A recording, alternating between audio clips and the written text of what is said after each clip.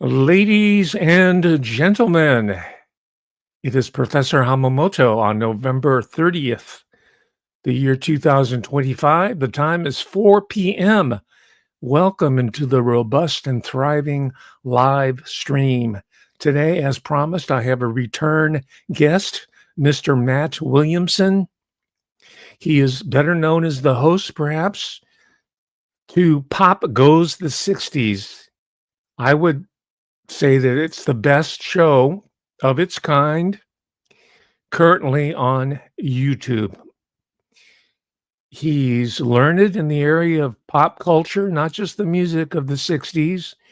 He comes from the design world professionally. And best of all, he's a passionate fan of the music and culture of the era, which also happens to be my boomer era. So I'm really excited to welcome Mr. Williamson back to the Professor Hamamoto show and talk about our favorite, well, at least my favorite group.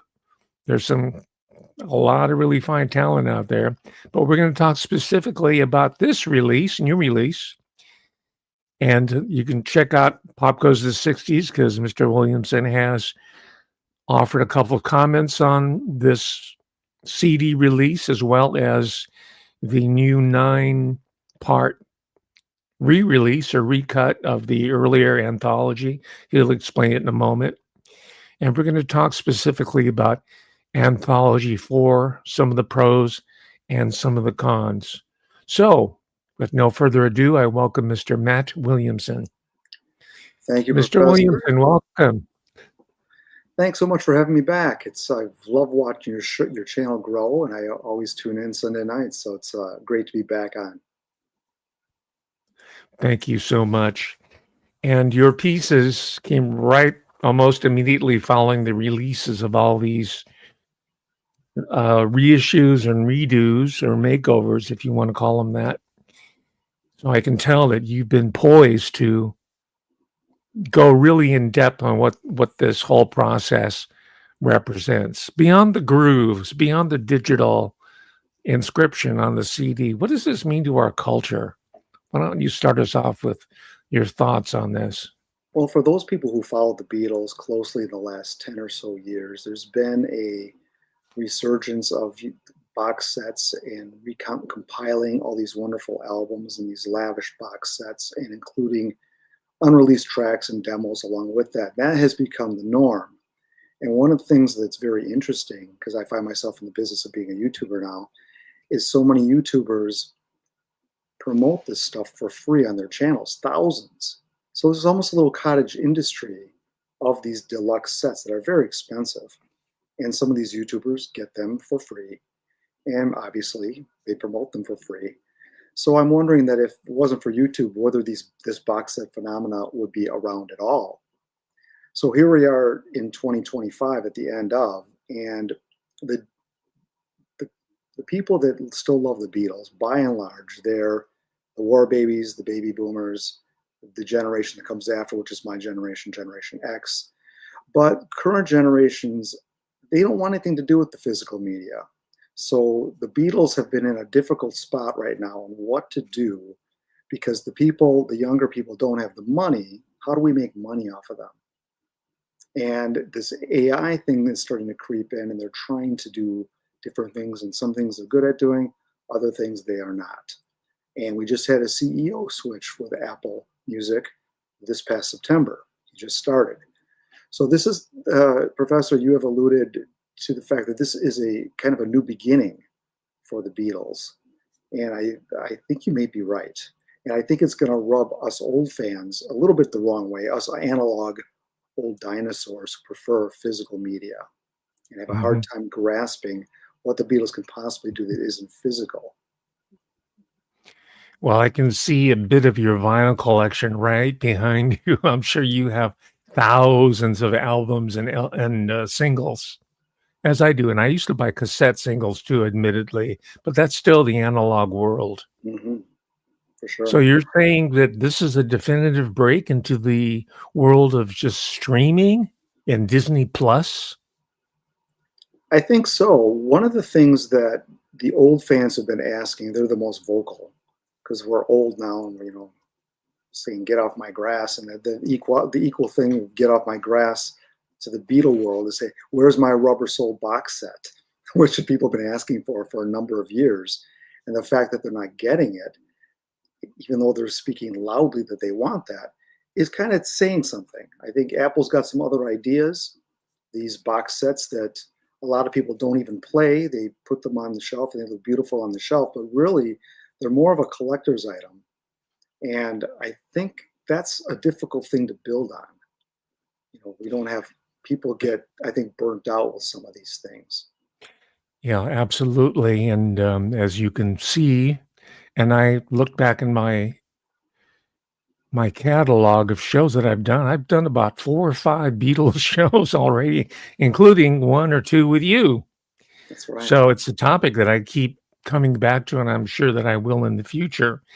And as you might assume, I grew up with this music in real time as it was coming across on the transistor radio as we were going to school on the Monday morning following the Beatles showing up in the Ed Sullivan Show. That's me. So I have to check myself.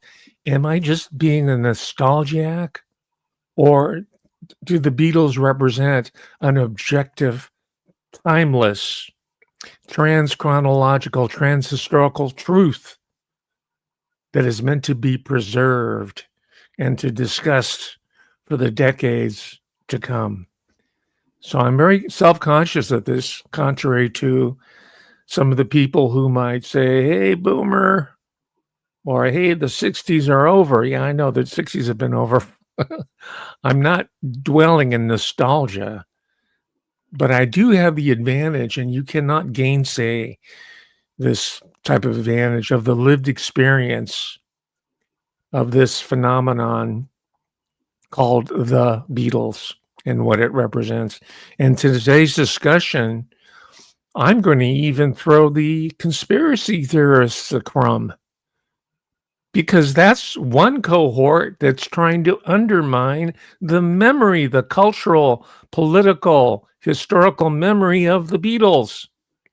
I think that's a whole psychological operation, the same psychological operation that they accuse the Beatles as being a product of, the so-called Tavistock Institute, for example. So in part, I'm going to be disabusing some of these warped perceptions and where it's coming from. What's your thoughts on these flat earthers, as you call them, the Paul is dead set?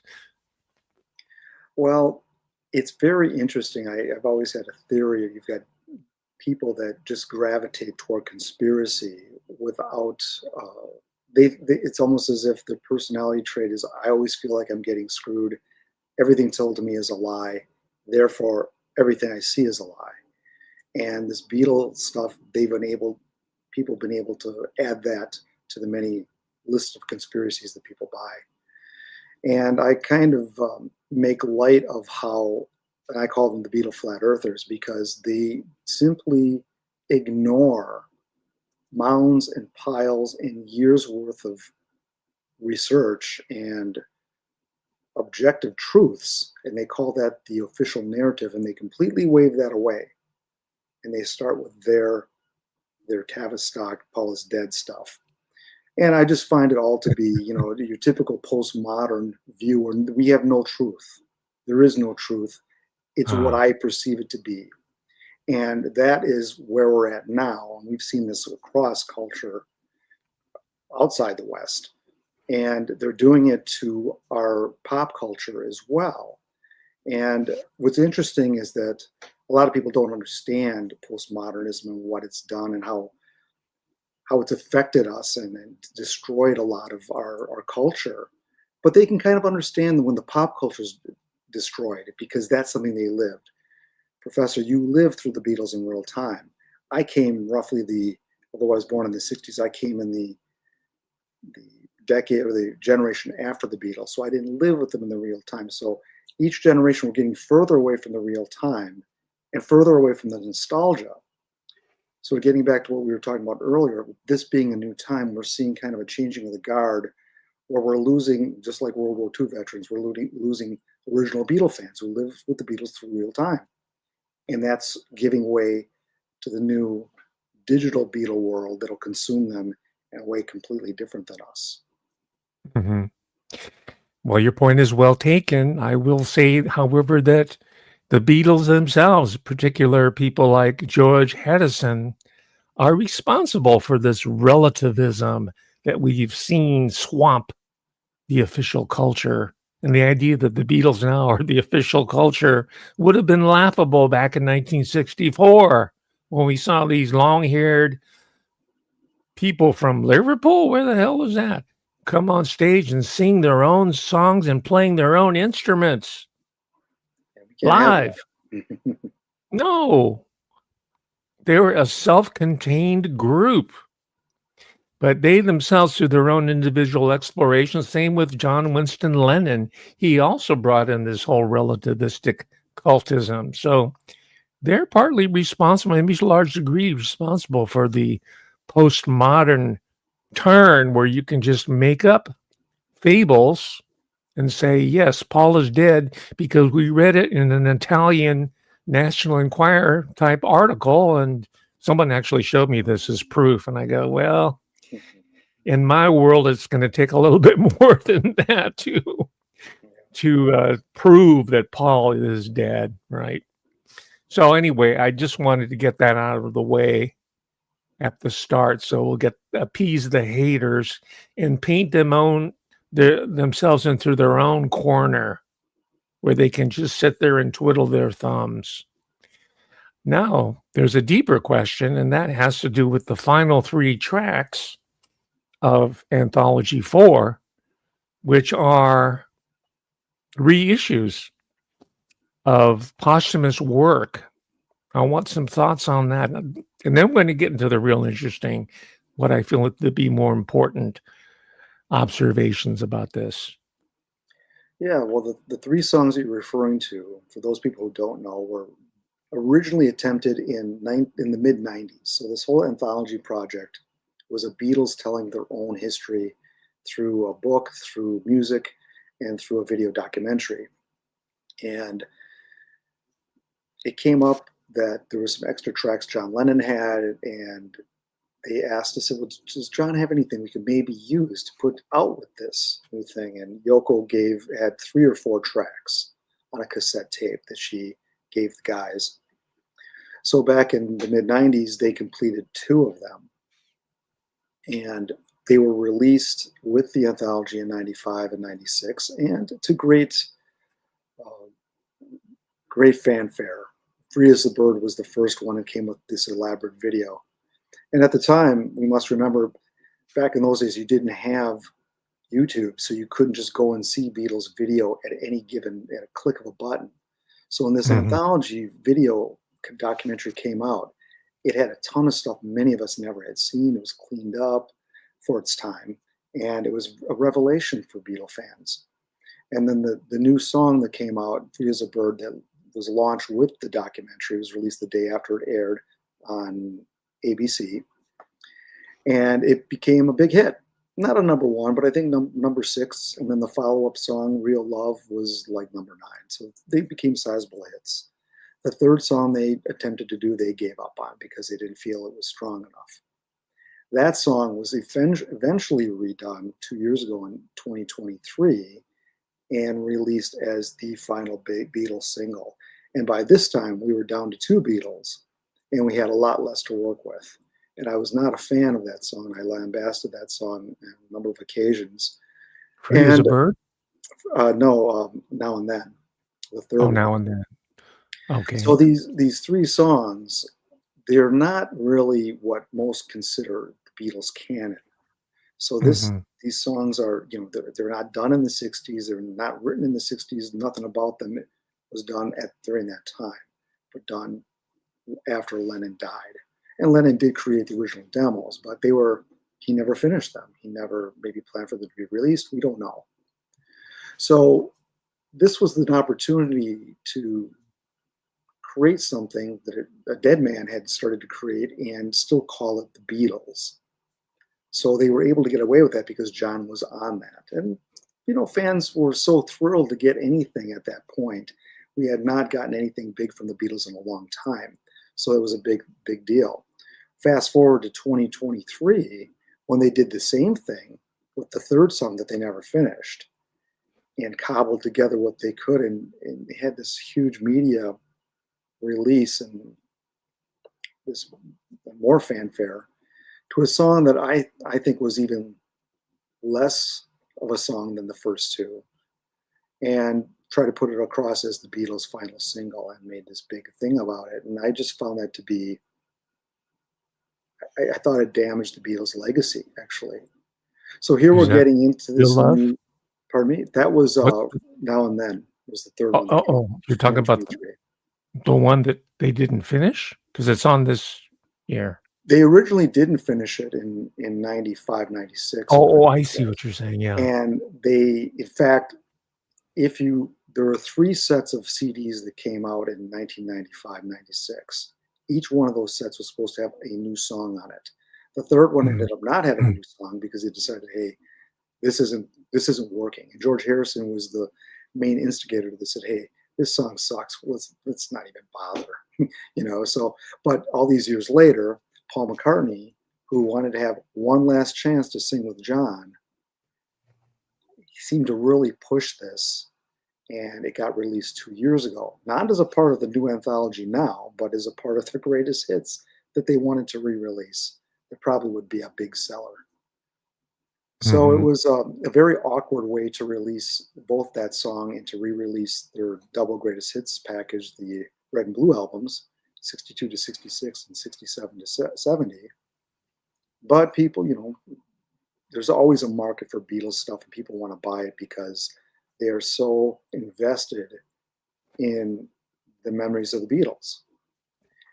And I guess Apple is okay with releasing something that's awkward. They don't seem to have a really good eye on curating the Beatles' legacy. Now, this former CEO, Jeff Jones, did a lot of fantastic work for the Beatles, but it seemed to be slowing down at the end of his tenure, and there didn't seem to be a very clear path to the future. So now they hired a new guy named Tom Green, a younger guy. This is the guy who had worked on Harry Potter, and he had done a lot of e-commerce. So he's a digital guy that they brought in here. So that seems to be the wave of the future: streaming, downloads, going away from physical media. And people like myself and older, and it's kind of hard for us because we're used to our physical media. We like to go to bed at night and hug it next to our pillow, basically. You can't do that with digital stuff.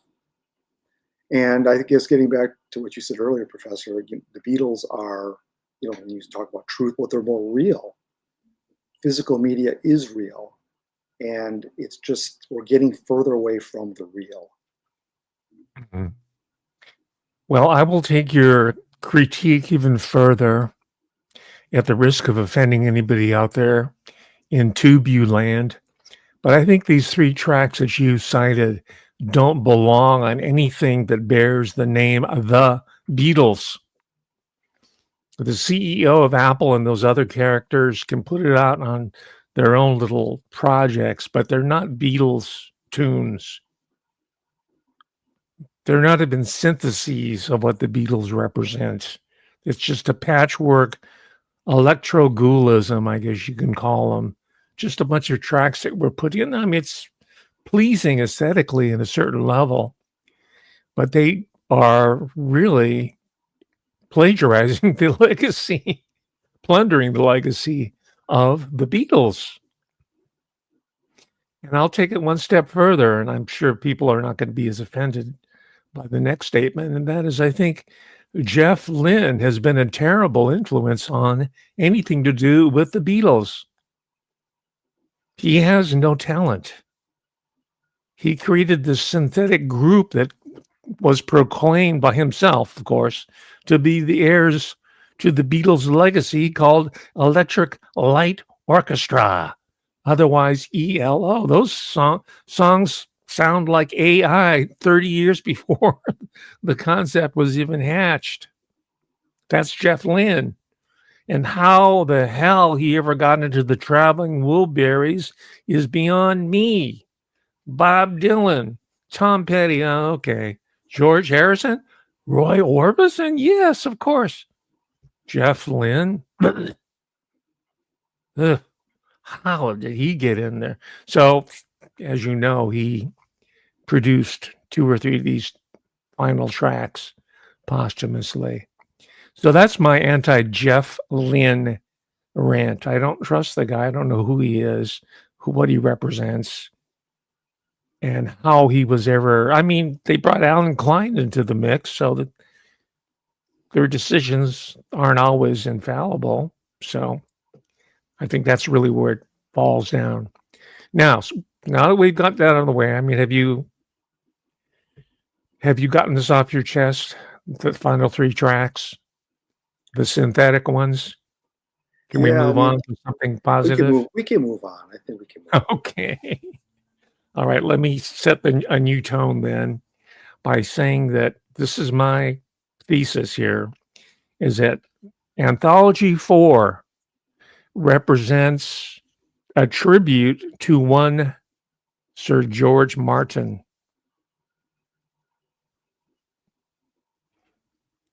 We have all those beautiful instrumentals, those arrangements, compositions really that he crafted while he was on the equivalent in Britain of the GI Bill, attending classes, working on his diploma at Guildhall Music School. And that's really the credential that got him the job at Parlophone. And this is curated by, you supply the name, Mr. Williamson. Are you looking for George Martin on that, or are you looking for? Now, who's the person who curated the anthology? Oh, the person, I guess that would be the Beatles themselves. No. Well, you're right. Who are you referring to? The person who wrote the notes and did the production information. I mean, there are books that have all the instruments and the recording information and all that. No, that would be Giles Martin. Oh, Giles Martin, of course. Or Giles. Yes. Martin. So it's really a hidden crypto tribute to his own father. Yeah, see how much trouble I had coming to that name, because I just don't view it that way, because he's a piece of the marketing. So Giles Martin is the son of the original Beatles producer George Martin. Yes. Talented guy, but they brought him in to start doing remixes of the Beatles work. And I always saw him, I'm not sure if he was the right guy. The other guy that also does it is a guy named Sam O'Kell, who never gets mentioned because he doesn't have any familial ties to the Beatles. Giles Martin has been essentially a very handy marketing tool. He can come in as the son of George Martin. It's all in the family. And he's, a well-spoken, good-looking guy, and he can talk about what he's doing. But it's all kind of fluffy. It's not really, he doesn't know the direction of the company of Apple either. He's kept at arm's length, it seems. Or that's what he lets us know. But he's the kind of the new era. He's the tie to the past. And he's about maybe a little older than me, about my age. Not getting old, not getting younger. So, yeah, Giles Martin has been the likely person to do it, but we don't know if he's the best person. There have been other remixes on Beatles work that was much better that people love, and they went away from that guy to bring in the son of George Martin. Well, that's an interesting take on it. I'm a little bit more favorably disposed to Giles Martin because of his work on Love. Yes. You have Love, I assume. I do. I actually really like that. So do I. And to do a Vegas show. I mean, it's very un-Beatle-like, but it was done for the Cirque du Soleil, and I forget when they Mhm. started, about 2009, maybe 2007. Yeah. And George Martin was still alive, and he was involved in that, but his hearing had declined, and I think Giles was brought in to kind of help out with that, and that was kind of his entry point to the Beatle world and taking over Mhm. for the production. Yeah, the CD itself or the recording, it might have been released on vinyl as well, stands well on its own. I was planning to go see the Cirque du Soleil show in Las Vegas, but I couldn't afford the tickets. They were $200 back then, Mhm. just way too much. It's closed by now, but I'm left with that CD. It's a brilliant piece of work. I think it won a Grammy for what that's worth. So he did Yeah, have the production chops, and he really understood, I think, the inner flow and the history of the Beatles. People should pick up the recording, buy the physical copy, listen to Love, Love, as it was remixed, and it was a lot of it was remastered by Mr. Giles Martin. Now, to yeah, your point, he was not running around as a little boy in diapers at EMI, later to be renamed Abbey Road. His father had left Abbey Road by the time he was old enough to understand what music was. He already had his own Operation Air studio with his partners. And I've been watching a couple of interviews with Giles Martin recently. And he said one of his favorite groups when he was coming up, because he was not a Beatles fan. All right. That's understandable. He's young. But he was not a Beatles fan, but he was a musician. And guess who one of his favorite groups was? Adam Ant. So it told me, wow, you don't necessarily have to have any ears or really understand or appreciate it or enjoy really good music to be the son of George Martin, who was a classically trained musician for what that's worth. mhm.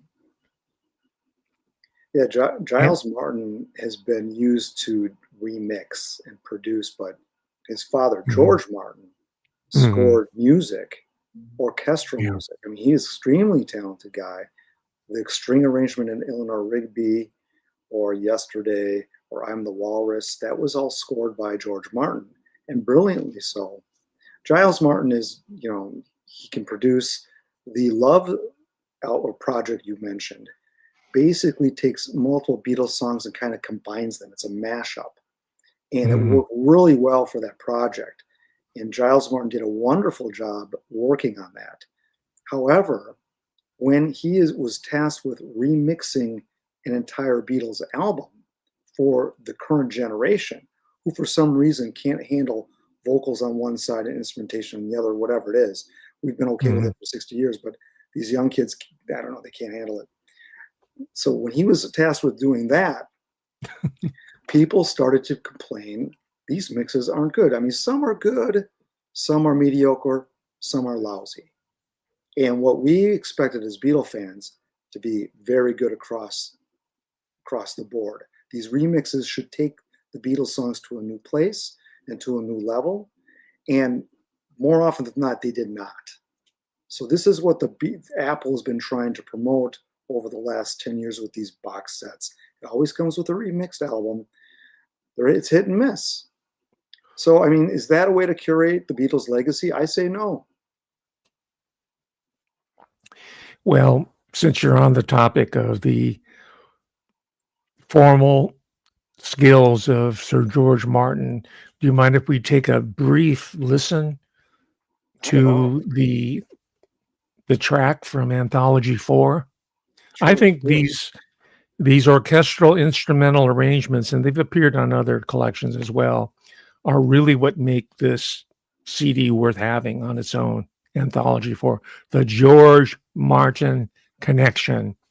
And I think this is what Giles Martin was going for. Here we go. Here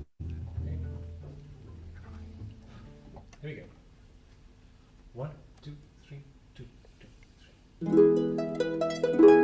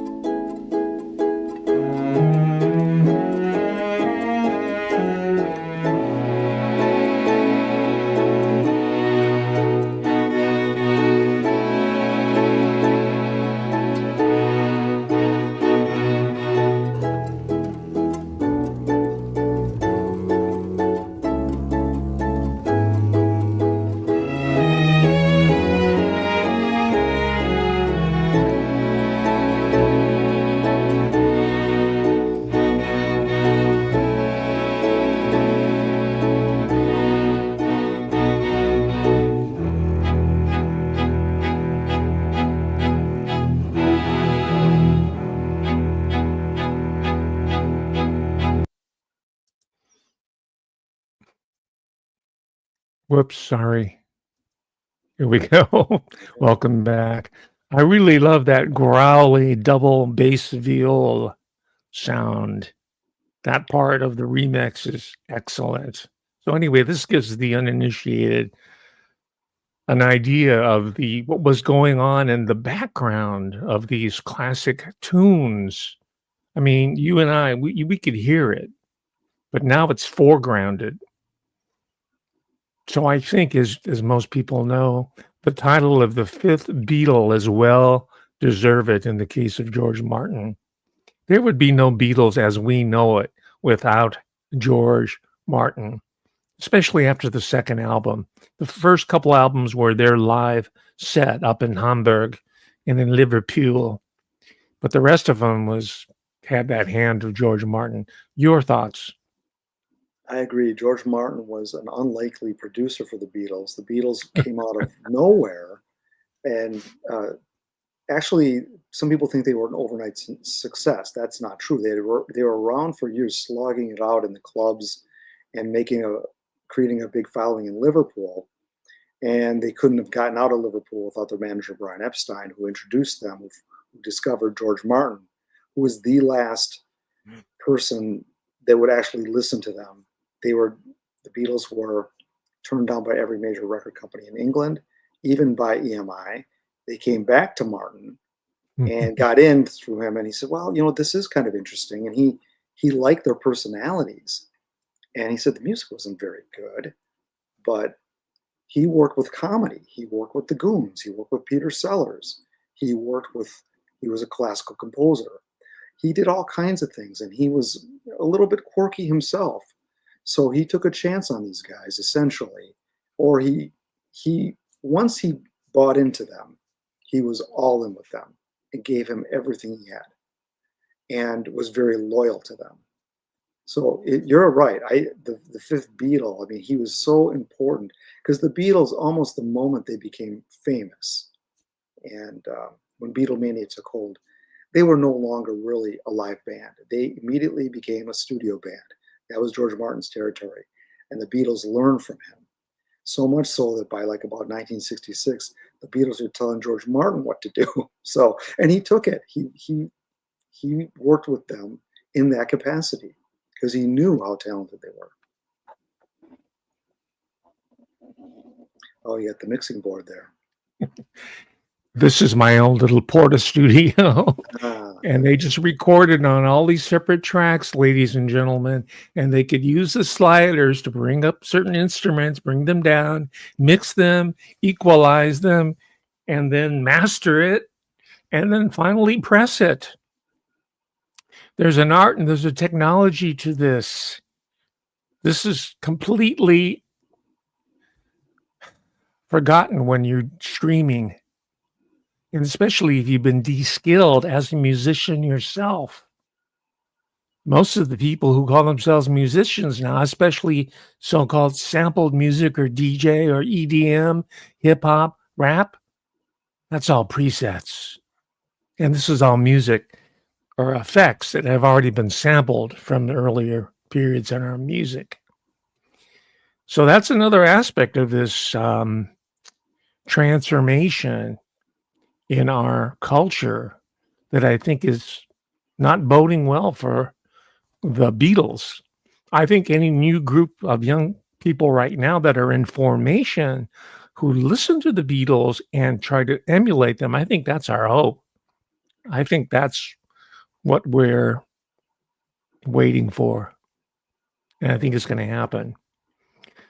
But only if they understand the history, if they watch Pop Goes the 60s and understand the inner history of it, of the whole culture. It goes very, very deep. One of the commenters said that they thought the Beatles were like audio wallpaper. Oh my gosh. Right. It's like flat Earth.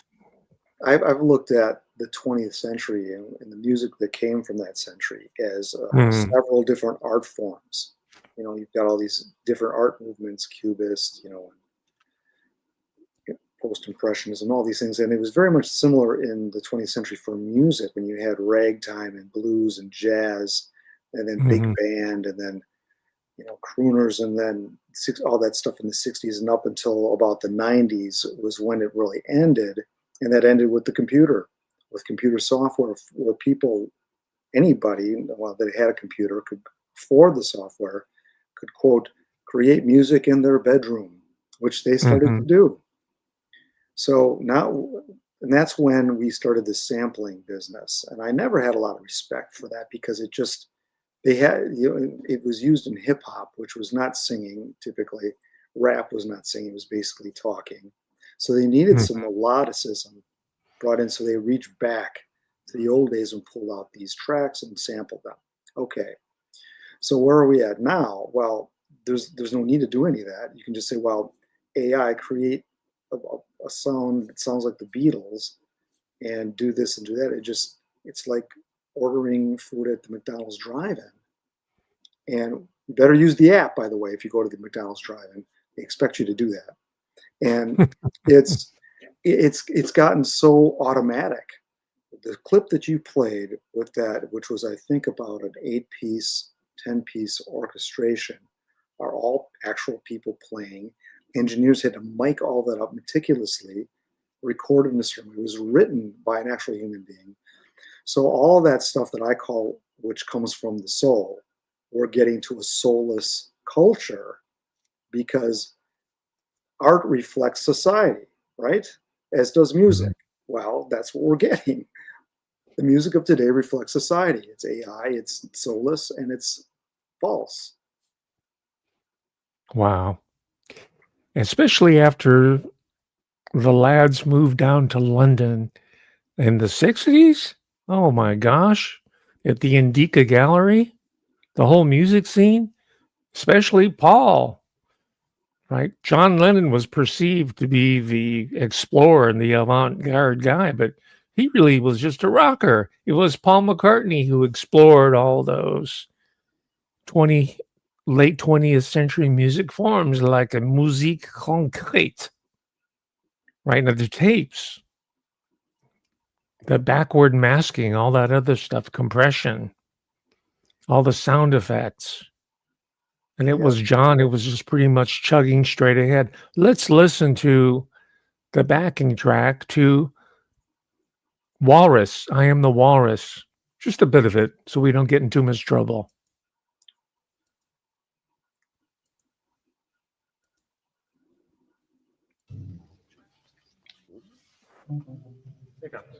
I love this pocket lint.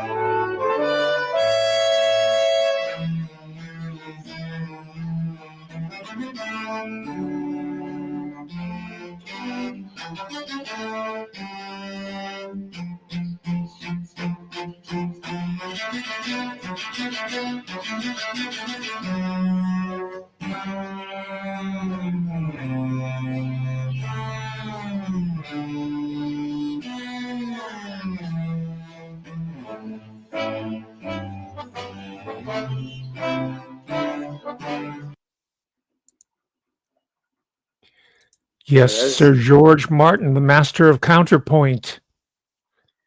yeah, it's very unusual. I mean, as psychedelic of a song as that was, George Martin had to come up with a score for it. And Yes. I'll tell you, Daryl, when I was a kid, I played violin. That was my first instrument, and I took it for Nice. many, many years. I was doing the Suzuki method as it was popular at the time. And Of course. my teacher was Sister Muriel Hurtle. She was a nun, What's and her name again, please? Sister Muriel Hurtle, and she seemed ancient then. And I would have died if I could have had street sheet music for "I Am the Walrus." That was the stuff I wanted to play, but there was no way that it didn't exist. and there's no way she knew what it was. So I got stuck playing, your classical stuff, which was wonderful. But Yeah. a lot of the old classical stuff, that's where George Martin took that from. He was a fan of Vivaldi, so he knew his stuff and knew how to construct a score for any song that the Beatles would bring him.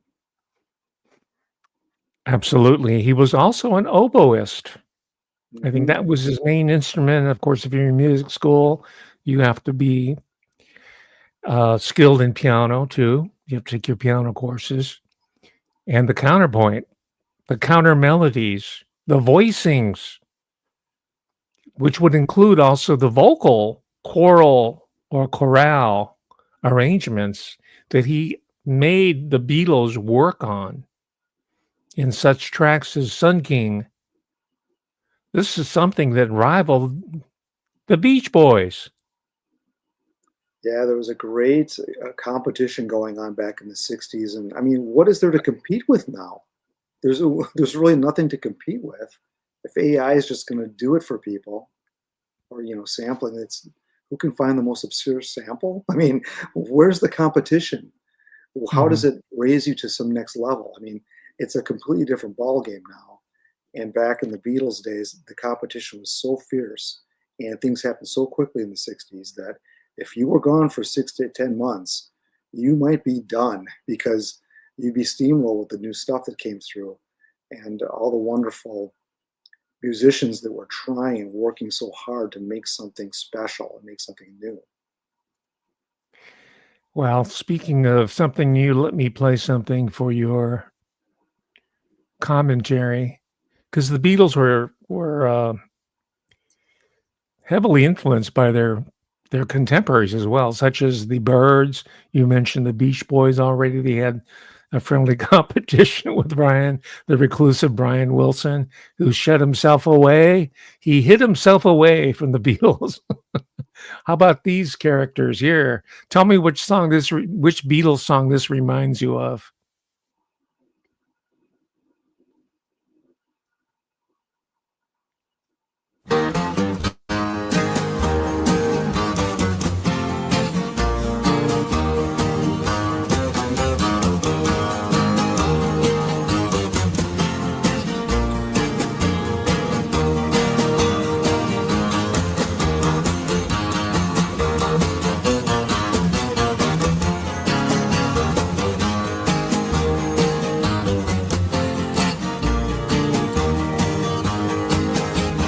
Walk right in, sit right down.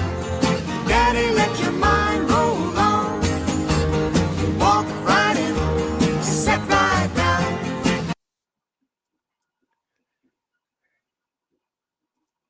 Any guesses? Well, let's see. It sounds like a lot of the early acoustic stuff. Anything from like Beatles for Sale. I mean, there's all kinds of. Think They of had which lots of track. influences. I'm trying to make. Think of which tracks use the 12-string guitar, Hmm. acoustic. Well, it'll be Help or um, That Gonna was Use That electric. Girl. How about this? Hmm. 3. Lights on. Lonnie's gonna regret not singing this one. Okay, start. Okay, 1, 2, 3. Oh, sorry, I bumped. 1, 2, 3.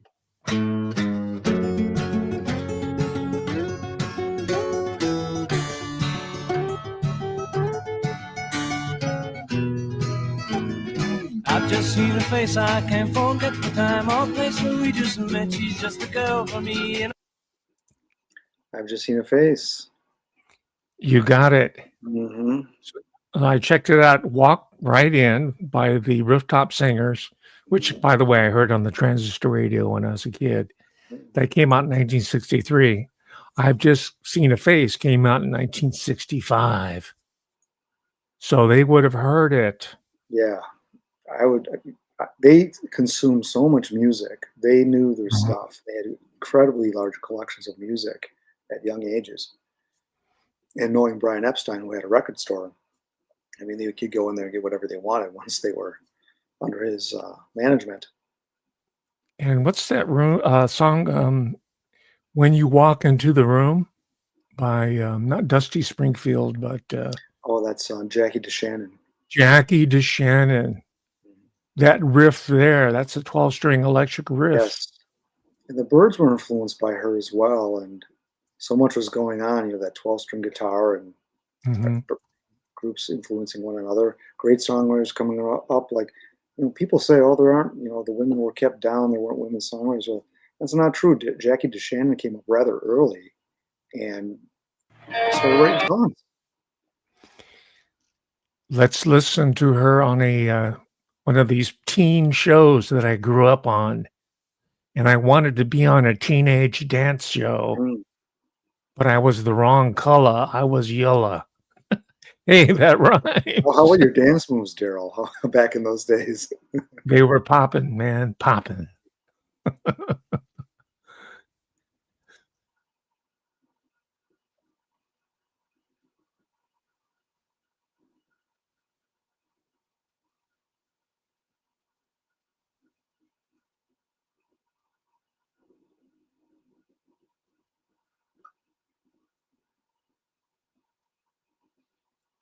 I'm sure you remember the show Hullabaloo. Remember Well, that there show? you go. It's not coming up on the screen, but you could hear the audio, right? I did Jackie not hear DeShannon. the audio. I Well, actually you cannot hear it. no, Let's I did not see. hear it. Well, I'm glad you're you let me know.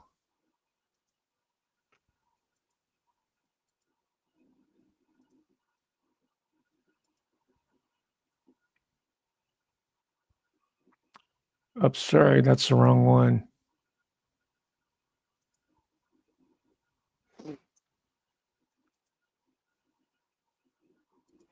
Sorry, I'm loading this up on the fly.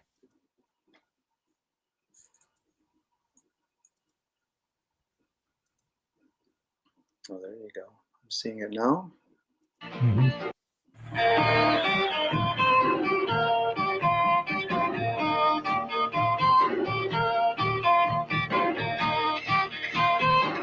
I can feel a new expression on my face. I can feel a glowing sensation taking place. I can hear the guitars playing lovely tune. Every time that you walk in the room.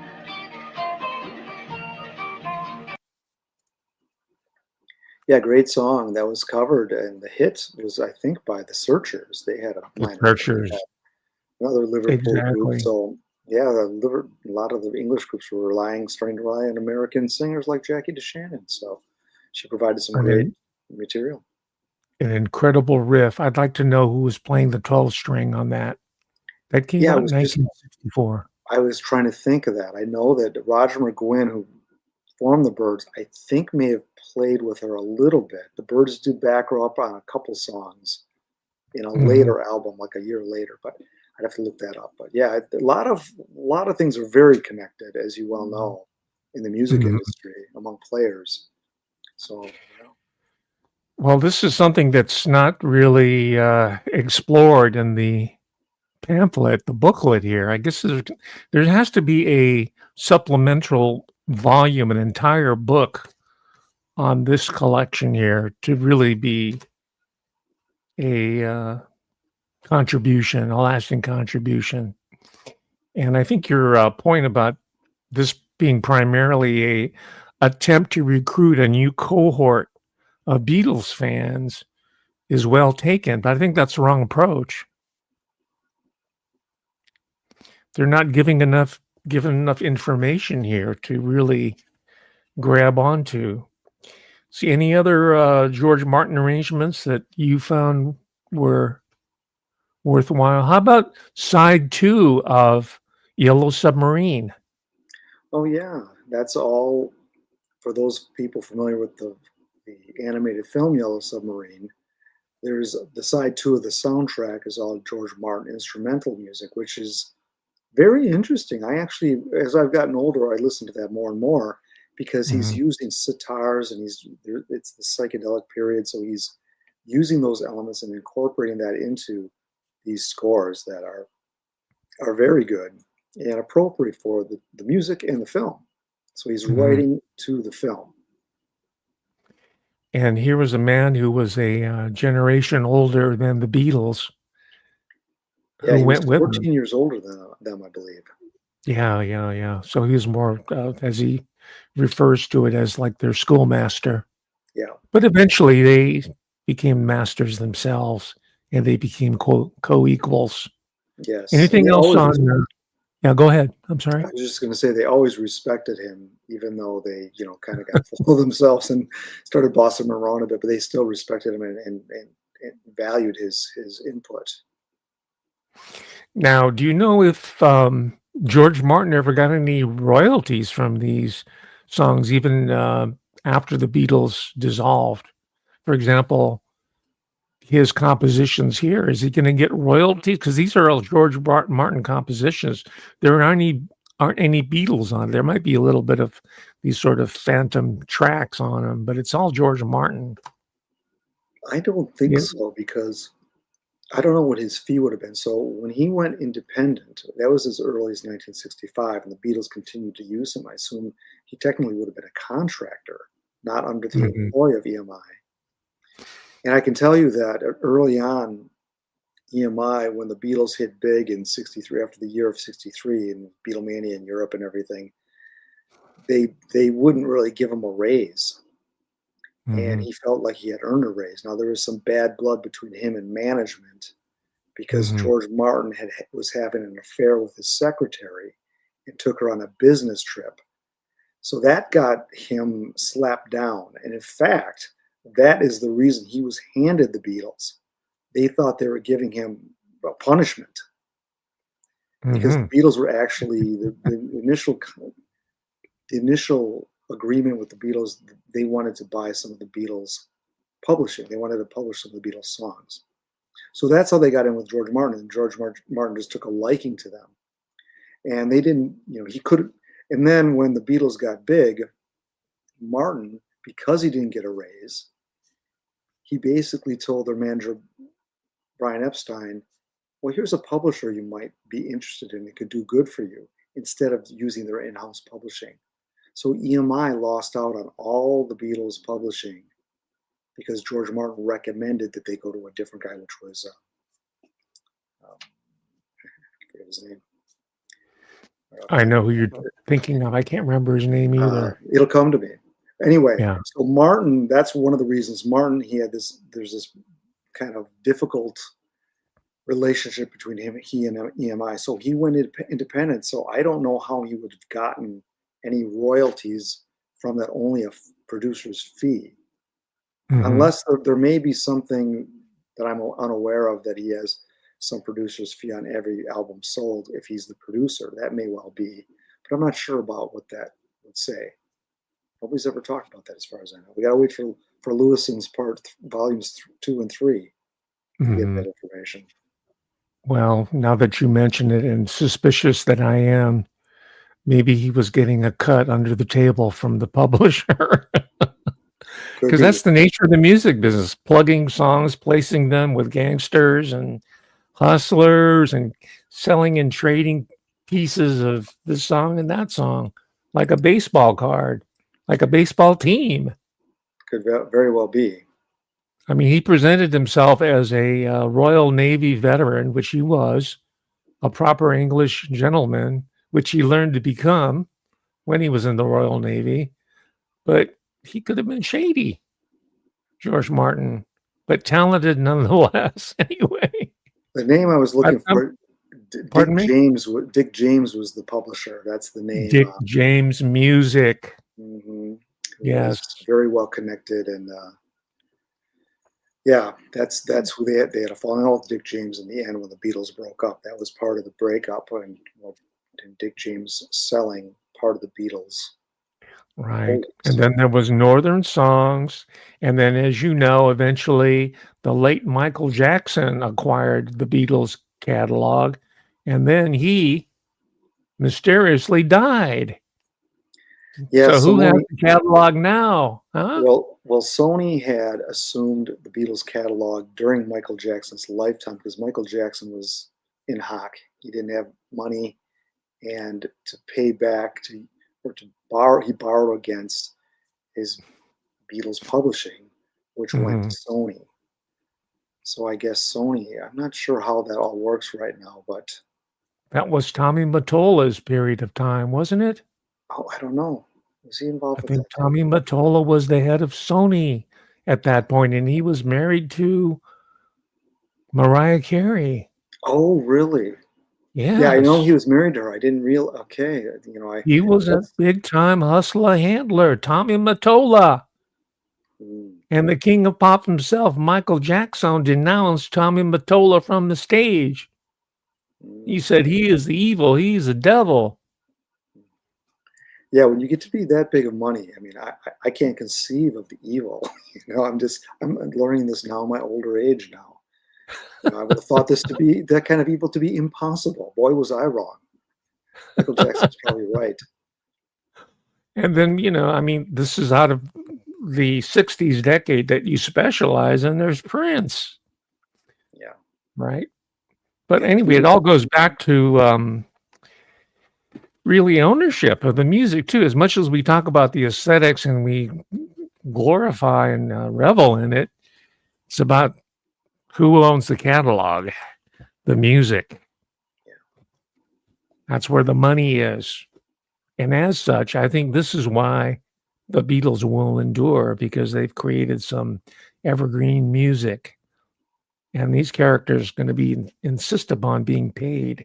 And it's in their interest to support channels like yours and individuals like you to maintain the interest in their investment. Don't you think? Mm-hmm. You would think, yeah. By the way, my patron supporters allowed me to buy this on my own money. Um, Apple Records or Sony did not send me a freebie. I didn't realize until you told us that a lot of these channels on Tube, you are subsidized. That they are, and it's very easy to send somebody like the Lennon estate sends so and so a box set, and they'll make 3-4 videos on it, and Mhm. typically all the videos are positively reviewed. I wonder why that would be. Which is why I don't get any free boxes. Not that I would Okay, expect it. we're having full disclosure time right now. I suspected that you're one of the clean ones, Mr. Williamson, because otherwise your channel would have 2 million subscribers. You've been doing this for quite a while, and they're Yeah, suppressing you. I'm coming up on 6 years in a couple 6 weeks. years. So yeah, it's Yeah. been it seems Well, like let's take this time then to ask people while they're watching this live stream to subscribe to Mr. Williamson's YouTube channel, Pop Goes the 60s. yeah, Pop Goes the 60s. What you'll find there are band histories of the 60s, and typically they're done in more like a documentary form. I'm a talking head that leads through the history. And the important thing about my channel, I think, has always been that I play music clips. So we're talking Mhm. about the music. It's very difficult to talk about music without playing samples of it. So that's one of Yeah. the things I kind of built my channel on. I would say 40% of my content is Beatle related. The other 60% or roughly are just all the other 60s bands. And I do deep dives on them and deep dives on the Beatles as well. And oftentimes busting some myths along the way. And you draw from your own enviable, expansive vinyl collection, which you share with the viewers. Yes, I seem younger as a part for somebody who likes 60s music and is so into it. I came slightly after, but as a young child, I had 60s music at my disposal, and that's just what I grew up on. And I've been collecting it since I was 13. So I've amassed a very good collection, and I've been in the past 20 years. I've done more researching than collecting because I got a lot of the stuff And what I've been collecting are books, biographies, magazines, information, which you need to tell a history. You can't just rely on playing the album. Mhm. Now, what would you say is the demographic profile of Pop Goes the 60s? Well, 80% of the people that listen to my channel or watch my channel are older than me. Mhm, And so basically, the 20 to 40, that's about maybe 20% of my mhm. my viewers are between the age 20 and 40. So that's smaller, but that's starting to grow. And generally speaking, a lot of the people are just older. They know some of this music. They want to understand a deeper dive. They want to understand the history, and they want to hear the music because I play a lot of deep cuts in addition to the hits. So I think it's been a mix, but it skews very heavily toward the boomers, Which would be me. which would be you. And we're aging out, so you've got to fill in the gap somehow. And I think you're going to make it. You're not only you're going to make it, but you're going to overshoot your goal. So toward that end, let me let you know that you're hardly alone in this effort. Let's take a clip. Maybe you know some of these characters who are doing work as well. Let's see here. Um, Here's a person who's a To the vocalist. charismatic voice, I am. I'm sorry. Ah, look at all the lonely people.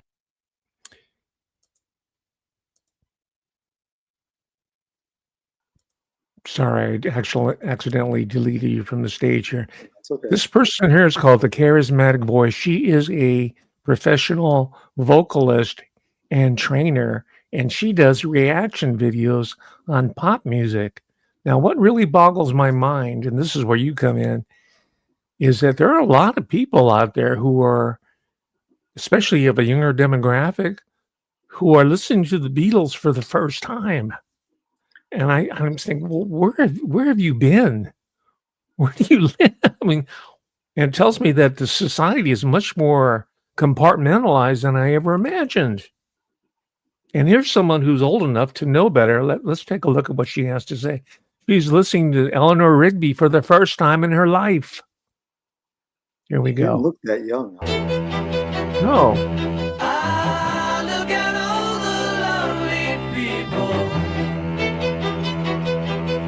Eleanor Rigby picks up the rice in the church where a wedding has been. Lives in a dream, waits at the window, wearing the face that she keeps in a jar by the door. Who is it for? All the lonely people. Where do they all come from?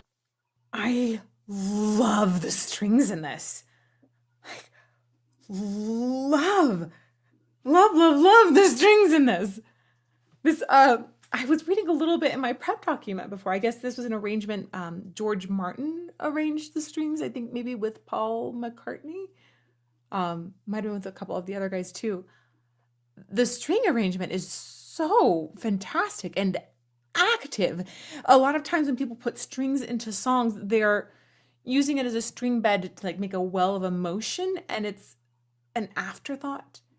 The strings themselves don't seem to have unique voices. There's not real activity coming from it. It's the strings aren't special, is the way I would put it. Like they're a cushion.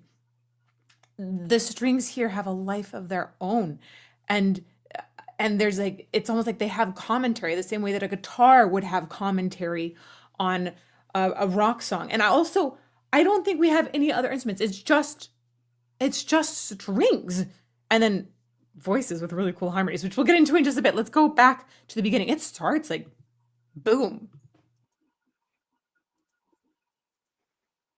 Are you familiar with this personality, this two-view personality? I'm not familiar with her, but I've seen other people, voice coaches and vocalists that analyze music. And I'm always surprised to see some of these reaction videos. Some of them are just, might be a young woman who's well endowed, showing lots of cleavage. Well, you're going to get some guys watching that. That's just how it is. They don't have much to say. But there are some that are very good. And I think a lot of these reaction videos are introducing groups like the Beatles to younger generations. And it is weird that they haven't heard of the Beatles or even some of these songs, but I think what I see of people, under the age of say 30, oftentimes I see them walking around with earbuds in. So they're listening to the music privately, whereas most people under the age or over the age of 40, 45 maybe, the radio was on in the background. So you heard what other people were listening to, and that became kind of the backdrop to our lives. So I think that's maybe why people have not heard of a group like the Beatles, younger people, because they don't hear their parents listening to it. Their parents may be listening to it, but they may have little earbuds on and are not sharing. Listening to music may not be a shared experience like it once was. Okay. As you were speaking, someone chimed in that Jackie DeShannon had a fling with Jimmy Page. Yes, that's true. Oh, that you can verify that? Yeah, that's fairly well known. Okay, because when I heard that guitar riff, I said to myself, that's Jimmy Page. Yeah, That's when Page, he would have been in the studios, huh? Yeah, I don't know how he would have run to DeShannon. I can't remember how they crossed paths. I think she was in England for a while. Well, he was a That's studio where- guy Correct. And so they crossed with Big paths. Jim Sullivan. Big Jim Sullivan, correct. She worked with Burt Bacharach. Have you done a Burt Bacharach workup? I have not yet, although a couple of the songs that the groups I cover have covered his material. And yeah, Okay. I'd like to do him. All right, we'll wait. We'll look for that one. Yeah, this is interesting what she said about the strings. Yeah, that's part of the preset generation of music makers, if you want to call them that. They don't play the strings. They didn't learn the Suzuki method violin like you did. They use on the synthesizer a string pad. That's what it's called. It's just a pad. And you can press it, and you could have 3, 4, 5 tones that sounds somewhat like a string section, but not really. Okay, that's how far it's degenerated. And I think it's engineered to be that way purposely.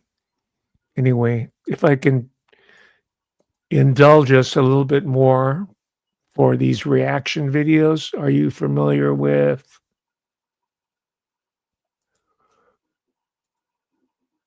Beato? I'm Pat Ryan. Pat is one of my oldest friends. We've known each other for 39 years. He's in town visiting, so I thought, well, why don't we do this video together? And Pat is a huge Beatles fan, as I am. Today, we're going to count down the top 10 Beatles riffs ranked. Unlike the Zeppelin and the AC/DC one, where I talked about whether the riff is iconic, meaning from a big song, and whether it's fun to play, those are the two things that I use to judge them. We're going to add a different criteria here because the Beatles have so many songs that are great, that have great riffs or great parts and are fun to play, but what are we going to do, Pat? Like a level of sophistication. Whether the song is really breaking new ground with what it does, because the Beatles did that. A lot of surprises. A lot of surprises in these. Good times, good times. Coming in at number 10 is a song off the Revolver record, which happens to be my favorite Beatles record. This was kind of the first psychedelic record. And this particular one has one of the trickiest riffs to play because it's actually a two-part harmony. Check it out.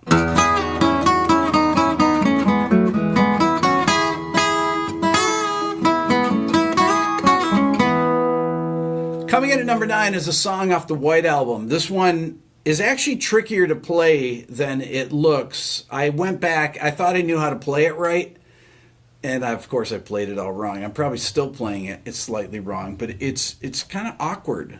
It's a finger-picking song. Here it is.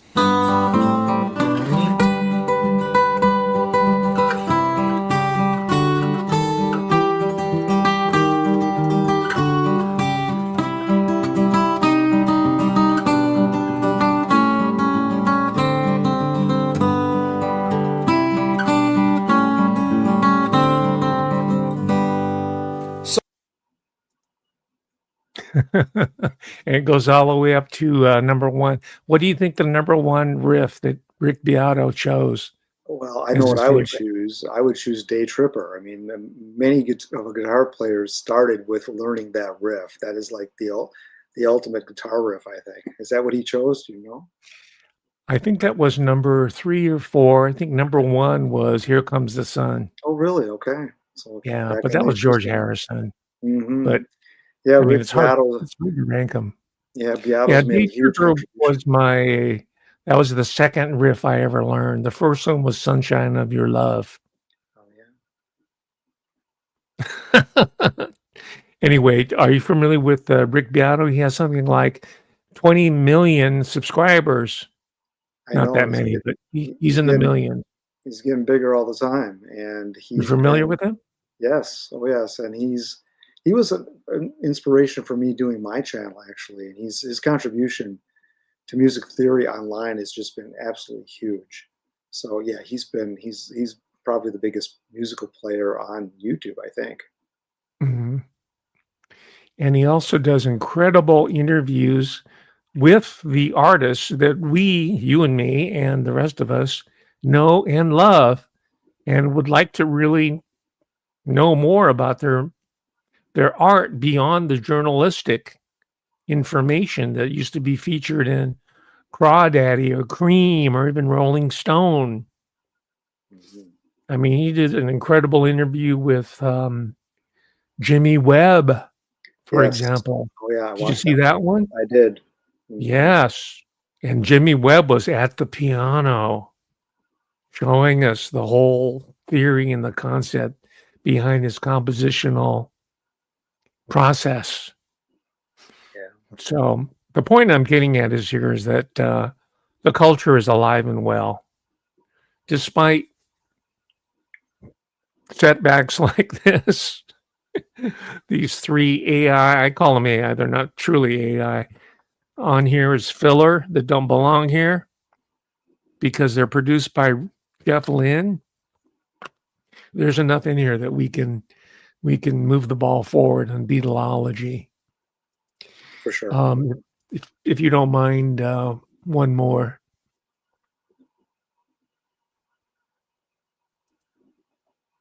Let's do one more. Eleanor Rigby's 8-string player is a double-string quartet. I think originally Paul wrote on acoustic guitar. Very simple song. He collaborated with my father on doing a string arrangement, and they both loved the work of Bernard Herrmann, who had famously wrote the music for Psycho. And that was the inspiration behind the staccato strings. And in the outtakes we have an early string session where they're working out how it should be. I think it means the chord. I think you mean the chords after G. No, you mean this. I mean, let it be, Rick. Let it be. Listen to this, Paul. This is without vibrato on the rhythm bit, you know.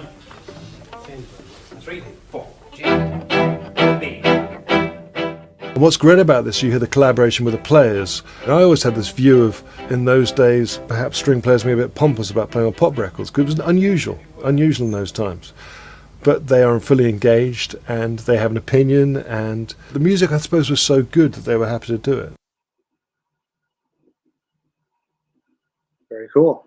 That is Giles Martin speaking, the son of Bill. That's your friend, Mr. Giles Martin. Yes.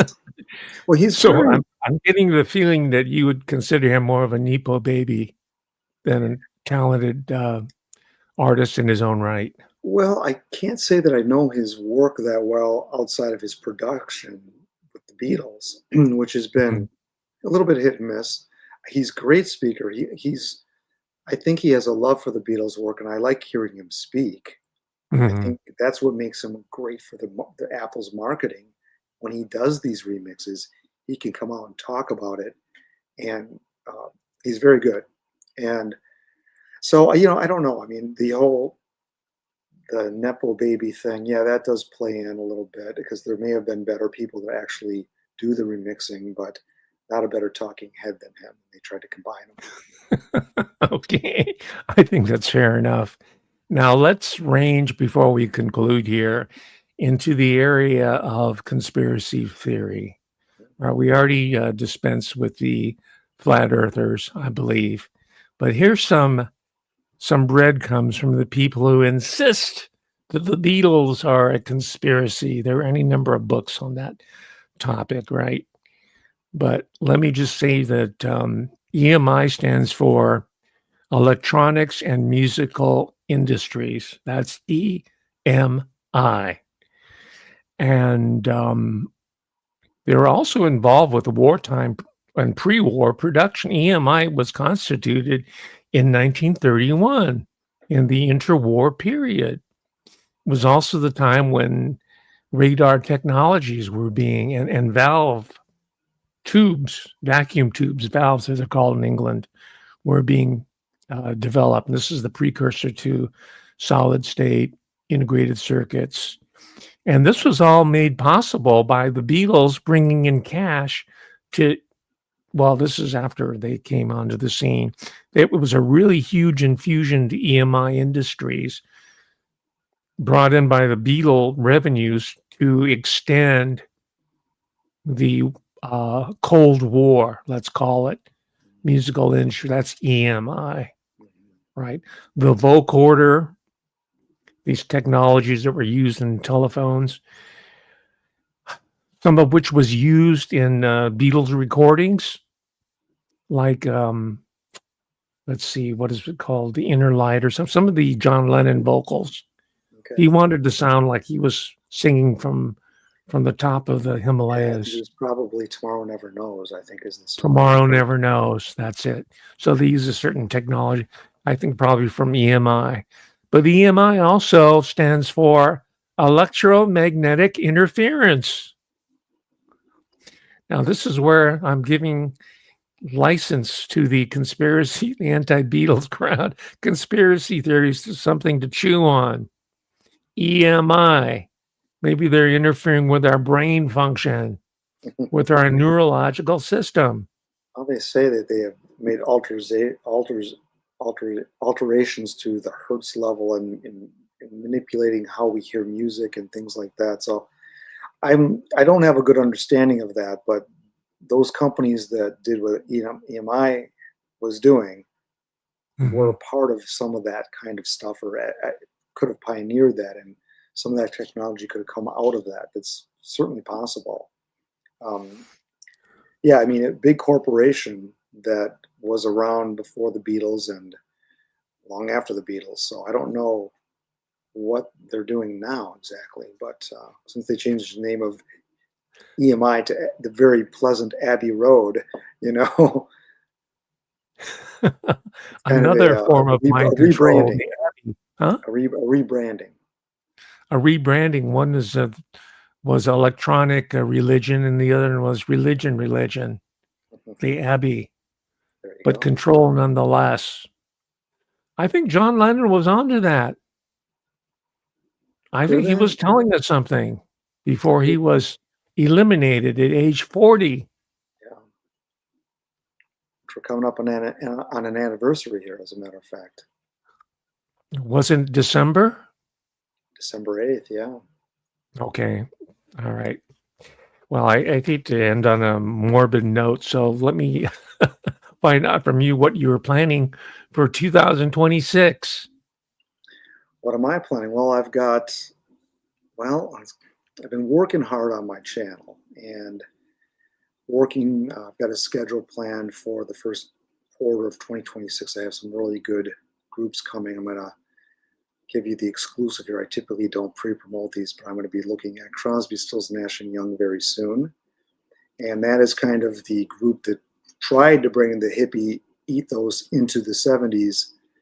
And that didn't go so well. Well, it didn't go the way the hippies figured it would go. Very fascinating group of guys, and it's fascinating music. Are you going to be exploring the Laurel Canyon thesis? I'm not going to delve into that too much because the CSNY story, they're kind of coming out of that as they rise. Okay. So a lot of people, I have tendency to think that this whole Laurel Canyon There's been books written on it now and documentaries. It's a little bit overblown for my tastes, and but there's a lot. There was a lot going on there, and it was a cheap No, place for musicians to live. I agree with you. What I really respect and value in your channel is that you do not follow the wagon train tracks of these characters who don't know anything about the music and will repeat these little theories about Laurel Canyon and Paul is dead as if they have firsthand knowledge on all of this stuff. And it's total rubbish. What about Topanga Canyon? There's all kinds of canyons around in the And LA. they lived all over the place. Yeah, it's just Yeah, kind of, Laurel Canyon. yeah, it's just the buzzword of the time. And like I say, when they make it into a documentary and everybody thinks they know And all about it then, and they're not connecting the right dots. They're letting no, others connect dots that are not connectable for them. And that's one of the things in my channel, I try to step back from that and see what is actually being said here, what's going on. Why is this being said now? They're saying, hey, look over here. Meanwhile, you should be looking over here. This is the real thing that they're trying to not have you look at. So those are the things I kind of point out on my channel. excellent. And I'll say this for the people, the haters who are watching, that the Dave McGowan thesis itself about so-called Laurel Canyon, that's a psyop in itself to undermine the positive aspects of the counterculture, including those that came out of it, like Crosby, Stills, and Nash. I'm not including Neil Young there. He's on probation still. Because his old man was a Canadian advertising guy. Oh, was he in advertising? I didn't realize. Oh, that. yeah. Okay. Advertising is synonymous with mind control, as you know. Crosby, Stills, Nash and Young, excellent. We're looking forward to that. Ladies and gentlemen, I want you to subscribe to Pop Goes the 60s. Check out the merchandise page. There's t-shirts, coffee cups. There's a cute little tennis dress there. And there's dresses for ladies. The models are not included, but they're there for you. And they were, I'm suspecting that they were designed by you, the graphics. Is that correct? Yes, they were. That's correct. How did I know? It's a very well done website altogether. It's very much within the 60s aesthetic. Mr. Williamson, we respect and admire the work, the service you've done to society. Thank you. Appreciate And that. if the EMI honchos or the Sony people are watching, they need to get in touch with you when they are workshopping new Beatles projects. I'll give it to them straight, into the future. You will. They need some straight talk. I didn't realize that they're being surrounded by a bunch of sycophants feeding on freebies. But you disabuse us of this naive notion that I came into this conversation with. Mr. Williamson, thanks again for being here with us today. My pleasure. Thank you for having me. Take care. Bye, everybody. We'll see you next week, next Sunday, God willing. Bye-bye.